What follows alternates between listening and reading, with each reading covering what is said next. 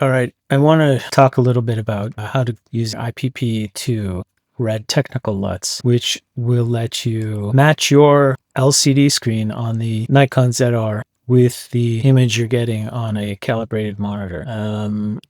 Okay, first thing I want to talk about is the color settings. This is how I have it set, DaVinci YRGB. And if you're only working with red footage, you can set your timeline color space to red wide gamut RGB and log 3G10. And then the output color space set to Rec 709A, because I'm on a Mac. If you're on a PC, I think just Rec 709 is what you need to pick.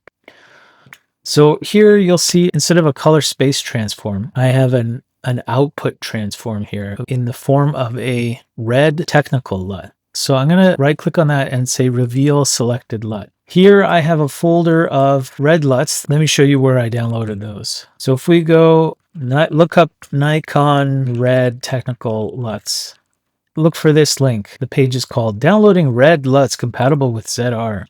It says you can download the following LUTs. What we want right now is the IPP2 output presets. And it says the IPP2 output presets provide technical LUTs. Most importantly here, the ZR comes with a pre-installed red wide gamut log 3G10 to Rec 709 BT 1886 with medium contrast and R2, which is referring to the roll-off. It's saying a roll-off level of 2. It's saying this LUT comes pre-installed on the Nikon ZR, but it's just called Rec 709 on the camera when you're looking at the LUTs. So that's the default monitoring profile. And it says the ZR monitor reproduces and displays the Rec 709 color space tones. So you could go here, it will take you to Red's site and you can download them. So how you apply that LUT, like I said, unzip them, put them in a folder, call it red or whatever you want. And then so if you notice this LUT is being applied, but look, this is medium contrast and that. I could also do a high contrast with a very soft roll off, or high contrast with a hard roll off, or low contrast with a medium roll off. Basically, you have a lot of options about what you want to do. If you want to match what you're seeing on your LCD screen on your camera though, pick the medium contrast and R2. And the reason you want to do that there with the red LUT is that so you can do any kind of grading choices you make upstream of this. It's nice to be able to do that in log as opposed to making those adjustments on a Rec 709 image. And it would be a Rec 709 image if you said, oh, let's just, if you were to try to do the conversion here, and then you could set, your own output tone map. Notice it's the same things we have: high, medium, low, and none. None is if you wanted to put your own contrast curve in there somehow. Or soft, very soft, all these different things. It's nice that it's there, but you really don't want to do it here. You want to keep these files in this color space, red wide gamut RGB and log 3G10. So if you do it this way, you're going to get a different end result than if you were to just do here. So let's make this a version. We'll call this one IPP2. Okay, and then let's make a new version.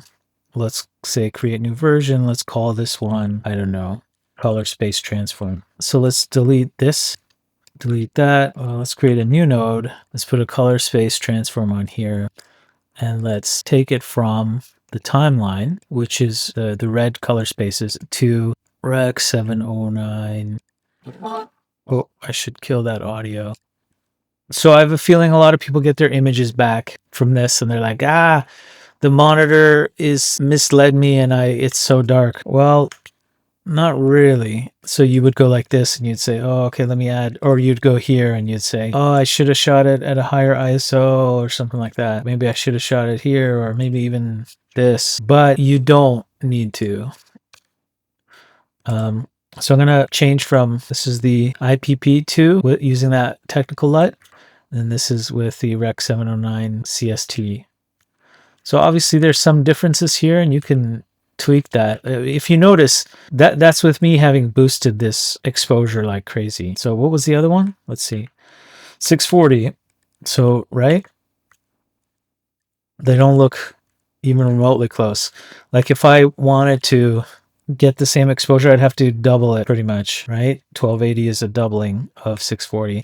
And then look, that's more or less matches. The reason for this is because The IPP2 workflow with log 3G10, it actually has a different middle gray point than normal. It's like lower down. It's creating more room in the highlights for grading purposes, I think, or something like that. That's the explanation I heard. And so if we look carefully, if we compare these two, look, this is the CST version, and that's the IPP2 version. There are differences, and then, you could grade those away, but this is compliant with the IPP2 editing workflow. And I believe this is what Nikon would want you to use, but that's neither here nor there. So let me take this, apply this grade there. I can still go in and change everything I need to change here. Let me go in the vector scope. That's probably okay. Or maybe I want to go like that a little bit, neutralize that a little bit. I mean, it's kind of up to your preference at this point. Let me apply that here. So if there's a color cast, it's because there's lots of giant LED screens there. So this is a compound clip, so I can't really go into it. What about this? I mean, grade to your heart's content, right? But this is one where I added some grain as well. Oh, the noise reduction. Okay, so this is where, let me hide this grain. Let me zoom in to, I don't know, let's say her face. Okay.